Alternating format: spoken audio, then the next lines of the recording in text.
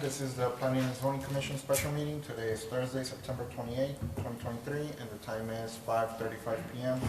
We're holding this meeting at Council Chamber, City Hall Building in Eagle Pass, Texas. We'll start by establishing quorum. We do have 4 out of the 5 members present. Next is citizens communication. Madam Secretary, has anybody signed up for citizens communication? No, there are none. So then we'll move on to number 1, approval of the minutes of the August 24th, 2023 meeting and the September 14th, 2023 meeting. Just changes that we noted before the meeting. Are there any questions, comments? No. If not, is there a motion to approve the minutes? I'll make a motion. Motion to approve by Commissioner Velasquez. Is there a second? Second by Commissioner Valdez. Those in favor? Motion passes. Number 2, public hearings, consideration and possible approval to ratify action taken on August 24th, 2023 on the proposed preliminary replat of Lot 6 in Block 18 of Deer Run subdivision, Unit 4, including a sidewalk waiver from Section 23-64 governing sidewalks, closing a public hearing and possible action. We'll open the public hearing at 5:36 p.m. Thank you, Mr. Chairman. So, just for the record, this is just to ratify really because we had an incorrect typo on for Lot 6, and we had Lot 9 instead of 6, so the correction has been made.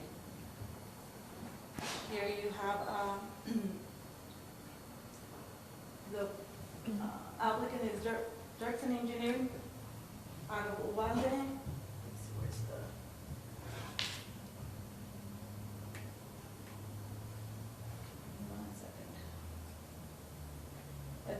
Property owner being Maria Teresa Guerra. Location, property address is 3674 Elk Lane. This legal description, Deer Run Unit 4, Block 18, Lot 6. And the request is to approve the preliminary replat approval to subdivide an approximately 0.4132 acre tract into 2 residential lots, including a sidewalk waiver and curb and gutter. Parcel size is 18,000 square feet, generally flat, and this is outside in the county within the ETJ. The area the site is located in an area that features residential developments. The property is currently served by public utilities and franchises, including water, sewer, storm sewer, telephone, electric service, and garbage service. Access to the site is provided by Elk Lane and Fallow Lane. And just for the record, we did send out notices, and none were received in favor or in opposition. Here you have some site photos. The plat of record for the plat. A zoomed in image of the site. And so the recommendation is that the Planning and Zoning Commission recommend to City of Eagle Pass to grant a sidewalk waiver request for Lot 6B with the conditions that 1, the developer construct the sidewalk along the perimeter of said lot within 18 months after plat recordation, and number 2, to construct the sidewalk for Lot 6A before plat recordation, and grant preliminary replat approval of the proposed replat of Lot 6 in Block 18 of Deer Run Subdivision, Unit 4, subject to the plat complying with the provisions of Article 3 of City of Eagle Pass Board of Ordinances, Chapter 23, Governing Procedures and Specifications for Final Plats. And that concludes the report. Thank you. Does anybody in the public wish to address the commission on this item? If not, does the commission have any questions, comments on the item? If not, is there a motion on the item? A motion to approve as proposed by Planning and Zoning. A motion by Commissioner Sanchez. Is there a second? Second by Commissioner Valdez. Any further questions, comments? If not, all those in favor? Motion passes.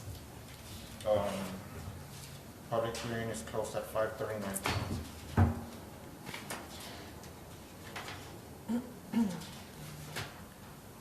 Number 3, consider consideration and possible action on the final plat of Hopedale Estate Subdivision Unit 4. Thank you, Mr. Chairman.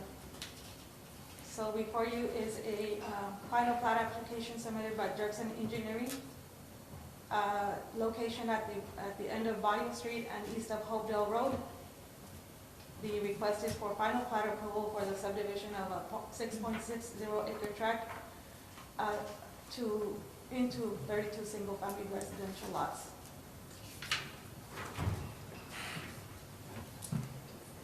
The site is undeveloped. The project is designed to provide for a building lot density that is consistent with the purpose of the R2 Second One Family Dwelling District. This too is out in the ETJ.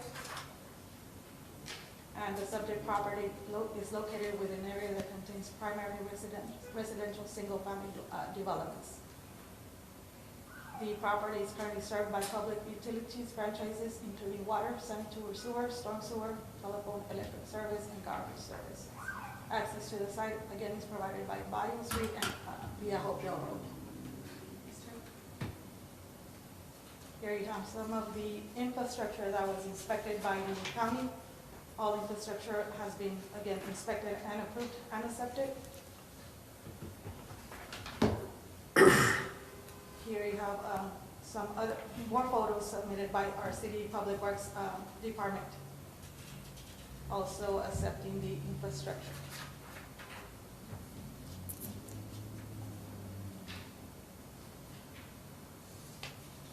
Here you have the plat drawing.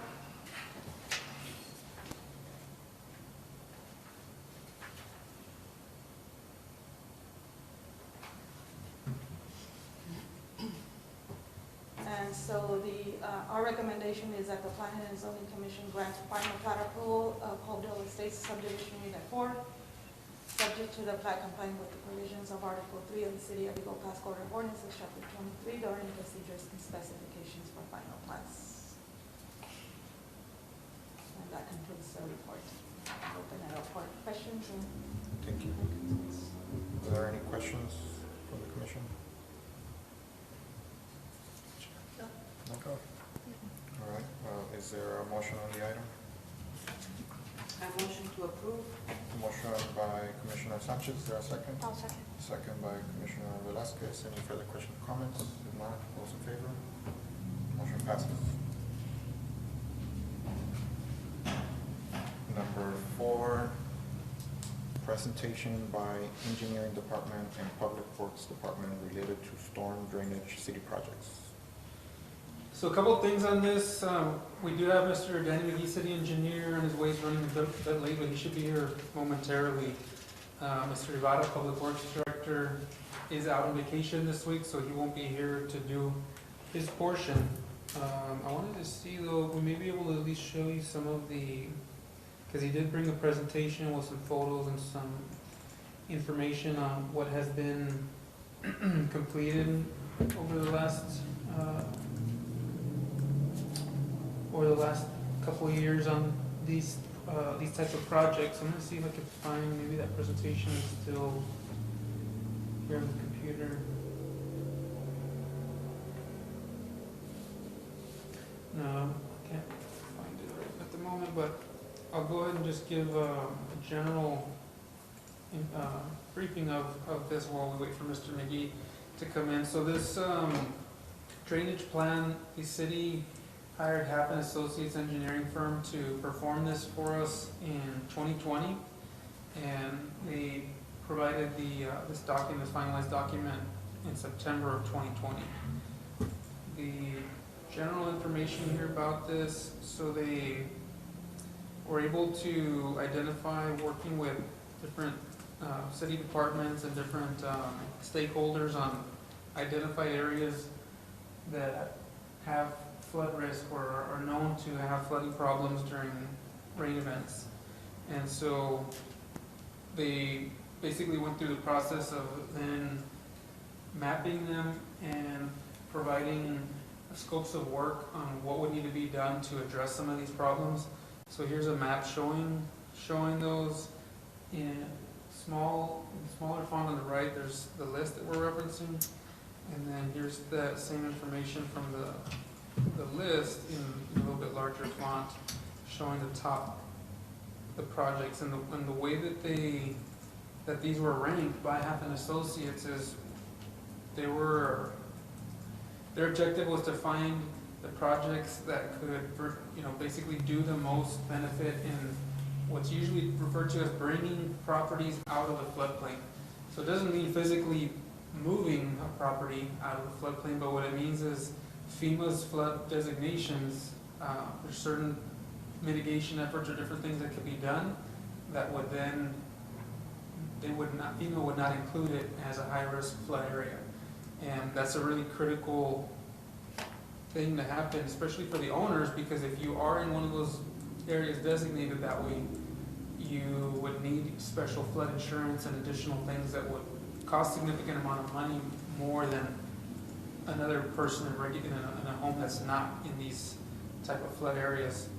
So I'll walk through the titles of the projects for now. Again, trying to, we'll just be waiting for Mr. McGee. He has a little bit more insight into some of these, but these, again, the list that was identified from this 2020 project by Happen Associates. Number 1 is the tributary to bypass and detention at Eagle Pass High School fields. This is part of risk area 6 is the way they termed it. 50 structures be removed from the 100-year floodplain through this project. That one had a project probable cost of $870,000. And so again, part of that, the work that they did was figuring out what the cost benefit of this would be. So at $870,000, being able to assist 50 structures to be removed from that comes at $18,000 a structure. So, pretty good, I guess you could say, bang for your buck, or return on investment to be able to bring that many out at that price. Mr. McGee, your city engineer, so I just was covering kind of the general information. I showed him the mapping here, and we just got into starting. I was going to just run them through what the projects were, just reading them off, but I'll turn it over to you. I just read off number 1. Okay. Do you have the map that shows the locations? There you go. All right, well, good evening, Danny McGee, city engineer. I apologize for being here late. I wasn't sure if we were having the presentation tonight. We had some other slides we were going to show you from our Public Works Department of the work we've done. I'll just cover the design and the future projects that we have. What you're seeing here on this slide right here is a study done a few years ago by one of our consultant engineers. You may or may not know the city of Eagle Pass. It does have an engineering department, and basically you're looking at him, that's it. So we oversee the projects. We don't have a whole lot of time to actually design, so we hire consultants to do this work for us. So I just want to make sure you understand how to do. So we have 2 consultant companies that do work for us. Happen Associates does a lot of our drainage, basically our studies and some of the actual design work. And we also have another company called Arluda, and they help us out with some of those things. And I bring up those companies because they're doing several projects for us. This study right here was done by Happen Associates a few years ago. And even though on the actual report it's called the Drainage Master Plan for the city of Eagle Pass, it really isn't that. Right now, it just, what it did is captured locations where we're having hot spots, known areas of flooding, whether it's been observed by different departments or different citizens, and it was put on there and investigated. And what they did, the list that Mr. Madera was showing you, is the effect of the mitigation. In other words, how much would it cost to fix that little area, and how many houses or et cetera, how many people would it actually help? So what we did from that is we prioritized some of the projects. Some of the projects have been worked on. Our CIP has money in there for drainage projects, but of course we have other projects. We have projects to fix roads, expand bridge,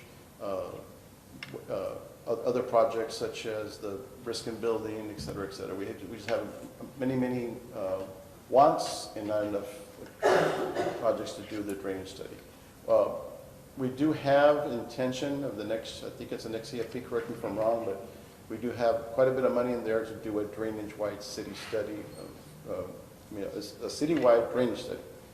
And that one will capture and set the tone for what development needs to do so that we don't have these problems in the future. In other words, a lot of these problems is because the city grew without restrictions on how the water was handled.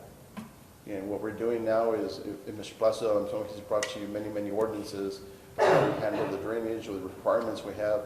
The development community doesn't like a lot of these things, but it's to avoid these in the future, because every time a drainage problem doesn't get taken care of, then the city's called in and we have to spend taxpayer money to fix a problem that should have been done by a developer. So I may be telling you more than you want. We can start going through these projects one by one. You want to come over here? Can you zoom up so we can see it better? Because it's Yeah. hard to appreciate the location That's on the what I map. have here also. So you zoom in more? Yes.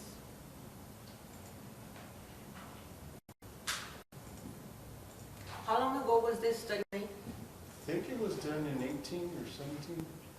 They completed it in 2020. There's like, Okay. it has a date here. Yeah, so it's probably started a couple of years before that.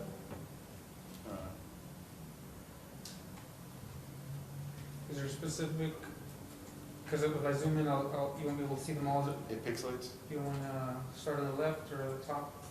On the north side of Veterans Boulevard, not only Foxborough.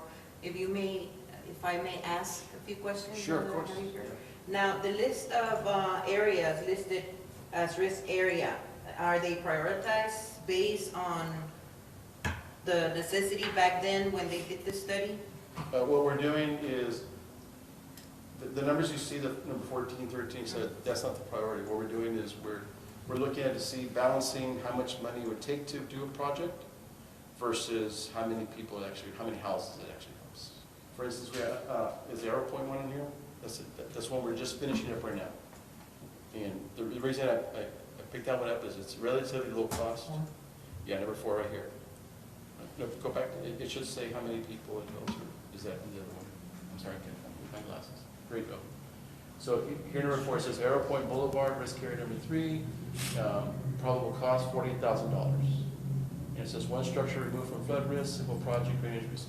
So basically that one, I think it ended up costing the city about $120,000, it's escalation, construction costs, and then we ended up rerouting where the original design was, but we're just finishing that up. So it's relatively low cost, and it's something we did within, 4 or 5 months or so.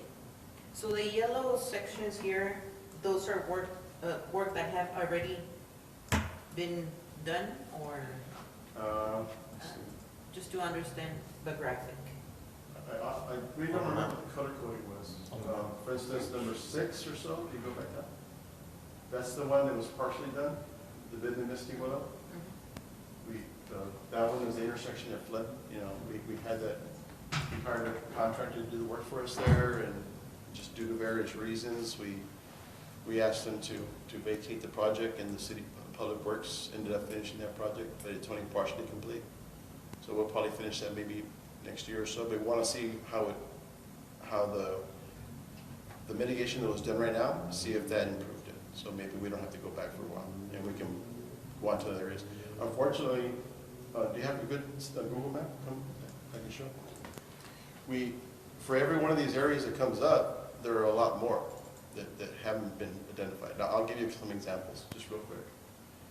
You know the Rancho Escondido area very well? I think there's a street called Nancy Drive. We're doing a study on that one. There's like 3 or 4 houses that get flooded completely when it rains. It's at the very low end of the elevation that subdivision was allowed to grow larger and larger, up the hill, and all that water just sheets into these lower areas. So that's one we're doing right now. The other one we have, where a lot of our drainage money is going, I'll address that one in a minute. Nancy, Yeah, Nancy.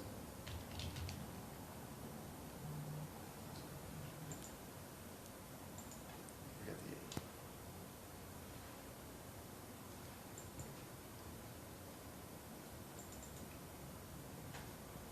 A. And on that table that you have, what is that incremental cost?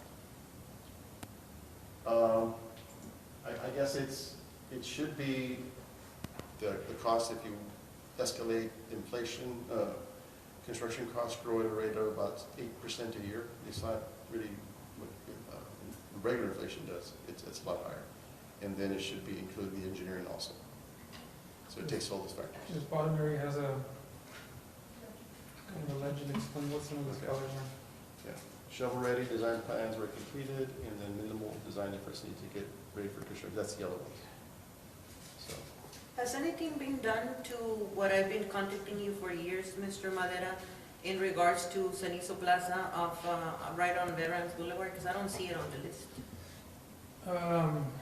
The city public works department, engineering department, and planning has gone out. We've looked at it in the previous years. We've met with the owners of both Cenizo Plaza and the, When was that? Because I'm an owner and I don't recall meeting, I just met once or twice with you, but not all the owners. well, we met with you as a representative. Yeah, we also met with the owner from the industrial plaza. But being that it's two private properties adjacent to each other, the city's, recommendation or guidance is that it would need to be something discussed and mediated between private property owners. And what has been done to water the detention fund that was supposed to be adjacent to that land that was never done? The pond is there. We went on and Oh, seen that it is the first. pond? mhm. Well, not to my knowledge, because it's still creating a pond. The property from the south, Dr. Trevino's, the grading, and, I mean, Mr. McGee could probably add more info on this, does not shed water in the direction towards Cenizo Plaza, but the area from the industrial, the Joyson, that does seem to be at a higher elevation that would go towards Cenizo Plaza. I don't know if you see it that same way, or Yeah, Is the it- city gonna be able to do something about it? Just like other, if the area is platted, then the platting requirements would need to come into play, and storm drainage, storm, ponds would come into play at that point, but the property is not platted at this point, the which one? industrial property, the Joyson. So even if it's platted or not platted, it's creating a problem that's affecting citizens of Eagle Pass. Because it's supposed to be an area that is not considered flood zone, but yet it gets flood. So if you could just make a note and consider if you can help us out, because it's been probably over 5-6 years, and we would appreciate if you would make a consideration to include that area as well. I know you're saying that it's private property in the neighborhood, but I mean, every time somebody asks for a permit, all properties are private properties, and you're still required to have ponds or not ponds, or if they're done properly or they haven't done them the way they're supposed to. And I don't want to sound negative or anything, but I just want to make sure that this gets addressed, because it's been affecting a lot of citizens, not just like in other areas. If I can comment on that, I did see your property, and without a doubt, you do have a problem. Unfortunately, it's the two pieces of property, yours and the abutting one, is two pieces of private property. And from what I observed out there, is the neighbor to the, I guess, up the uphill, higher elevation, they seem to have changed the drainage pattern. Now, there is a thing called drainage law, is that what their natural pattern for the drainage is, you can't just change it, and that's what he's done. So I don't know which way legally the city can get involved in that, but as a private citizen, you do. So you're saying that the pond that was approved with a construction of a clinic adjacent to this property back in 2015, you're saying that it's properly done? That pond has been properly done? It does appear to match what the design criteria was set for it, and it doesn't look like it would capture the minimal stormwater runoff from that fairly small development. Has anybody been there lately? The last I almost invite 2 you to months, go by perhaps. and see if it's been properly done and if it's not obstructing. Well, again, if I can comment, there's two issues. Mhm. One is whether the drainage that should be there was probably done, that's something we can't do now. Because you mentioned, when it was platted, they had to have captured their drainage in that pond. And when I saw last time, it was filled with some trash. So we can go back as a city to do that. The second part of that is, that's lower elevation than the property that you're talking about.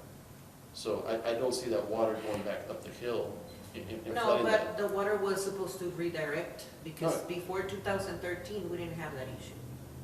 And that building was Well, like I said, constructed after. from what I saw, Mhm. is the properties that, was it Tanaka or something? in the property? Used to be, after with Okay, Johnson, okay.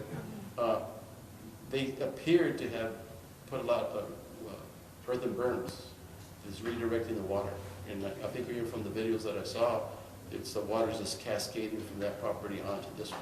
Like I said, there's no doubt it's causing the problem, but to me, that's the problem. It's not this pond. The pond may not be working the way it should be, but it's not creating the problem that you're talking about. My point is that before that movement, the water used to go through that pond. But it's never clean, so that's an issue. And of course, we know we have an issue, but if we want to redirect, we might need a permit, so, because you said, well, the neighbor, you cannot just send the water to the neighbor, but that's what we're experiencing right now. Somebody else is sending us the water. And it's not only me, it's all the owners of San Isablas. But we can look into see, like I said, that pond and whatever was the natural drainage of that area, that does need to be respected. So the city can do something about that. Definitely. Appreciate if you can take a look at it again. Yes. Thank you. But were there any other questions about the overall city plan, or? Foxborough, has anything been done in Foxborough? Not at the moment, no. We do have a project, I don't know, can you go into Los Santos? This is a project we have, I just want to kind of, Which one? Calle de Los Santos, right there. This is south of, I guess, southeast of Foxborough. Which part? Yeah. Keep trying to. Where are we? Okay, it's, is that the Los Santos? This one. No, it's the one that goes into, okay, right here, this area right here. This neighborhood right here, this has a, where's the creek? I'm a little bit lost. Okay, here we go. Can you see that creek right there? It's eroding because all the water comes up. This creek takes up a lot of the water that's up ahead, coming down from the ICT and across the highway and all that area. So this is eroding. So we have a project that we're doing right now to cross the water over to the other side of the water district. You see this area right here? That's where the water goes. There's actually a pipe that goes under the water district. So right now that project is already at $1.5 million of construction costs. It should go to construction next 2 or 3 months. The only we're having a problem with that is working with the water district, because we're going to have to cut across the canal, and they're going to have to pump the water around it while we construct the boxes that carry the water through it. So we are working on drainage, but we only have so much money, and it just takes a little bit of time to do the studies and then the design. This is another example. This one is also, and the one you're talking about, Foxborough, is just up the hill here a little bit. Sorry. Is this area right here. So that'll be, might be one of the next ones we address. There's a pipe that crosses this area here. That's where the problem is flooding the houses going back up the hill. So we're probably working on that one next. So we do have, like I said, several projects we want to do next, but it's just a matter of having available funding for it.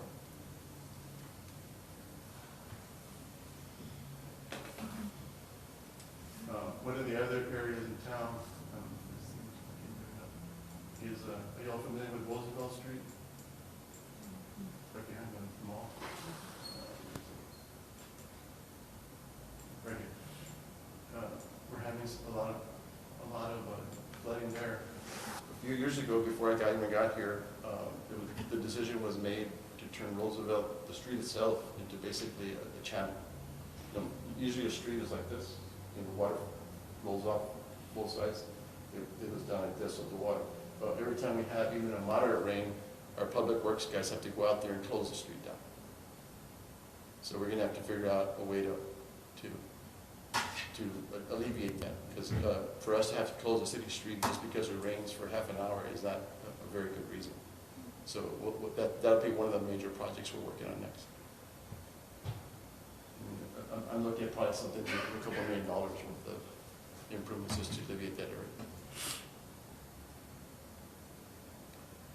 So I just wanted to keep you, I guess, abreast of what we're doing as far as drainage wise, and like I said, next 2-3 months, we'll be going out for a study to do the whole city, so that we can not just work on hotspots, we can work on the bigger picture. Does that make sense? You know, we have basically one tributary that carries all the water through Eagle Pass. And it's been suggested over the years that we have another way of getting the water over to the river. But right now, everything goes there. So we also need attention to the actual canals that we have. The developers are kind of filling them in sometimes, whether they're doing it without thinking about it or otherwise. But every time you do that, it affects the amount of water that we can carry these things. The last thing I wanted to address really quick is just to show you the effects of when we do one thing and it hurts another. It is right here. If you're familiar with this area, this is Cherry Leaf and Veterans. This is where the learning LDC, learning Development Center? Yeah, Learning Development Center. The school is here in the corner, but a few years ago, the city, in an effort to help all the houses that are downstream from here, all these houses were flooding. I don't know if your history goes back that far. So what the city did is they hired an engineer, did a study, and they did a design, and they created a very large detention pond. Well, for several reasons, the detention pond wasn't built according to the right procedures. And what I've been talking about is that FEMA wasn't contacted, which is the Federal Emergency Management Agency or something like that. They're the ones that approve and disapprove plans to improve flooding mitigation. So they weren't contacted, or they didn't approve, or the balls dropped somewhere along the way. So right now we're having to go back and do a study. It's costing the city about $300,000 just a study to get their buy-in. If not, they want us to mitigate this. And one of the ways we're looking at mitigating is to either buy more land upstream or improve this one right here. So we're still working with FEMA. So that's a problem that just came up all of a sudden. In number 6, what has been done, this Buckley and Second, that's where the cemetery is, right? Close to Buckley to Second Street, number 6? Yeah. Last screen. That one, well, number 6 on this one is Bibb and Misty one, but I don't know if you're looking at it. Oh, I'm looking at the map. Okay. Right there, on the map, there's a table. That should correspond, but we can look at the. It says Eagle Pass Creek trip from Buckley to Second Street. Okay, let me see if I can find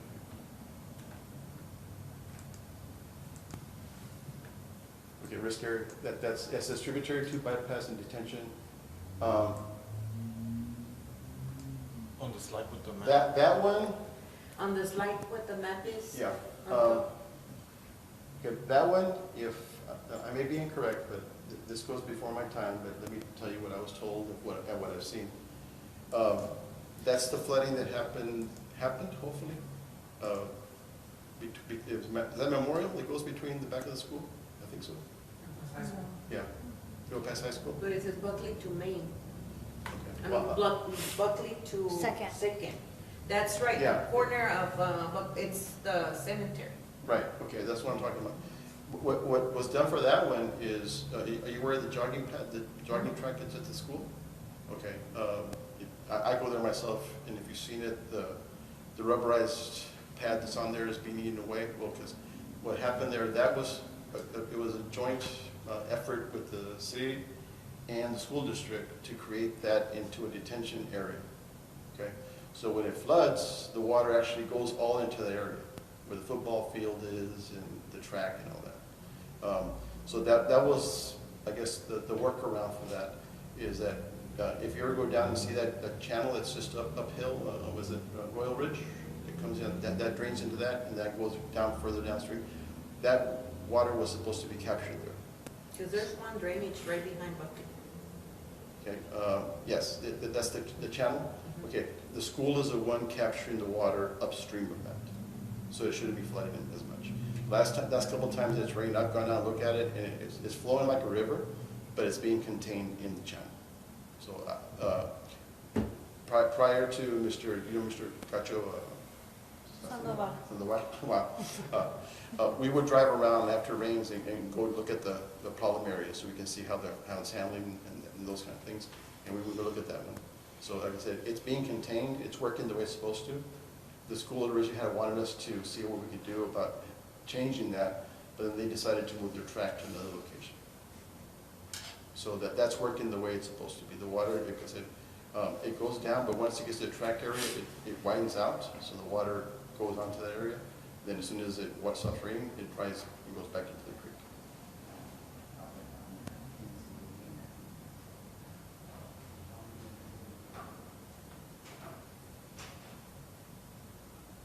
For new developments, are you, or is engineering department reviewing those developments before they get approved? Yes. Okay. Yeah. So- Like I personally don't look at them unless they ask me to look at them. We have the consultant that looks at them, and that's one of the things that we may or may not be bringing up to you guys in the future is, how do I explain this? For drainage studies, there's historical numbers of how much rain we get, okay? And have you heard of 100-year storms, 2-year storms, 50-year storms? Okay. Those are the probabilities of a certain amount of water dropping on Eagle Pass. So when you're designing something, you can design any property to accommodate a 100-year storm, a 500-year storm. There's even 2,000-year storms, but it would just be the most massive drainage study. So engineering is always about risk and how much it costs, trying to balance those things, okay? So for certain things, I'll give you an example. I used to work for TxDOT. You have a local road. You wouldn't expect that road to be out of the flood zone for any reason because it's typically not a very high congested road, right? But an interstate highway, that one is built to a higher probability. Does that make sense? It's the same thing what we do here in town. So right now, we're using numbers that go back many, many years, okay? So what I'm trying to say is that we have to balance between asking the developers to accommodate a bunch of water or even more water. So we have to balance that because a detention pond, I think we had an ordinance that requires every landowner comes to detain their own water. And I've been trying to push that. I think you heard we passed an ordinance last year. I'm not sure how many of you were on that P&Z meeting at the time. But we passed an ordinance requiring master plans now. So what we're asking is, even a couple of years ago, correct me if I'm wrong, but even a couple of years ago, every single parcel had to contain their own water. Well, if you bought a 1 acre lot and you're thinking, okay, I'm going to make my store or whatever, all of a sudden we're over here telling you, well, yeah, but you got to put a detention pond.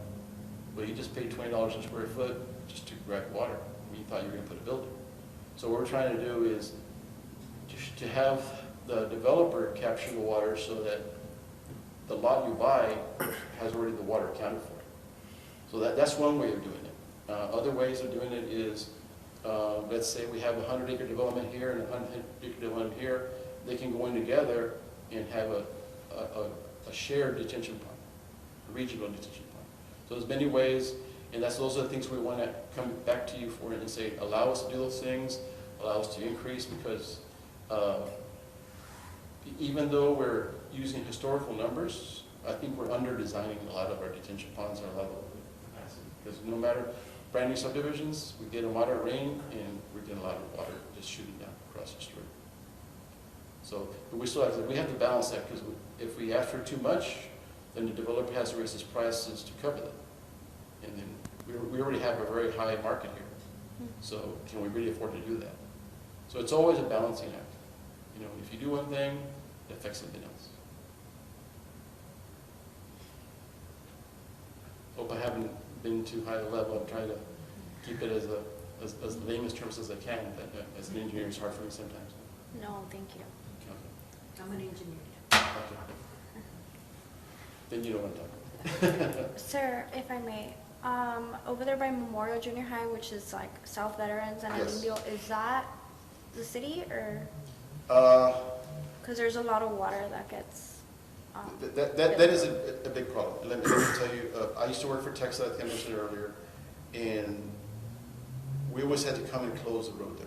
I mean, the water just shoots, but, and again, correct me if I'm wrong, but that development just happened a long, long time ago. And we were really regulating the drainage. So all this water was just allowed to come in. We kept building and building and building. Every time you have a field, dirt, grass, it absorbs a lot of the water. The velocity slows down. Once you start putting rooftops and concrete, the water just starts shooting down.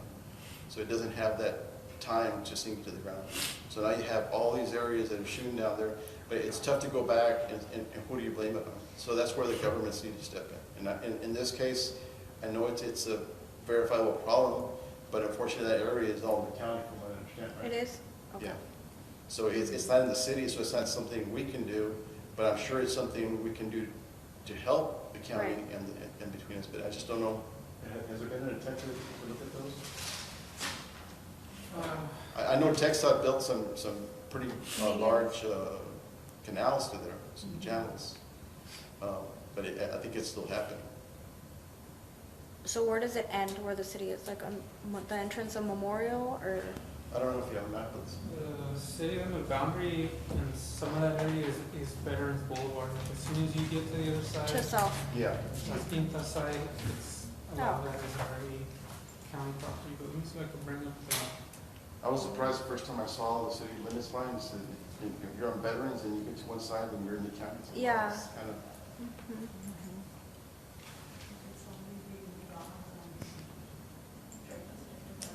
I'm not sure, sorry, this computer's. Oh, no, it's okay, don't worry about it. Like, we don't have to see it, it's okay. no, but I do agree, I'm not trying to sidestep that it's not our problem, but it's everybody's No. problem. You know, we all drive through there, it affects us all when we drive through there, so I think we do need to sit down with the county and TxDOT and say, how can we address this, and how can we share costs, how can we, how can we look at these things? I just don't know the history of why it hasn't, I mean, I was aware of it many, many years ago. Unfortunately, I was just a traffic engineer, not the maintenance guy. But I do know we had to go close those roads all the time. And like I say, we have very few roads that come in and out of the pass. And you have to close one of them, is Right, not ideal. No, I agree with you 100%. thank you. It's okay. But I'll bring it up to administration and find out why it is that it's discontinued. Right. Any further questions? Is there a deadline to complete these projects? Which ones? Like the ones that says that, shovel ready, design plans already complete, well, those are completed. Minimal design efforts needed to get ready for construction, the yellow ones. There's several of them, Marty. No deadlines, you just take them as the money's available. And like I said, some of the things we're working on are just because they affect a lot of our people, like Roosevelt. I'm not sure why Roosevelt wasn't on there. To me, it'd be like priority number one. To have to close the street because it was designed that way, it's not a very good situation. The one I explained to you that's happening in Rancho Escondido, same thing. It's literally flooding several houses. So we're doing a study on that. I'm not sure when we'll even have a chance to issue we can do some small fixes, but the big fixes there's a creek that goes around Rancho Escondido, we may have to fix the whole thing. So it's just something as money comes available. Thank you. Thank you.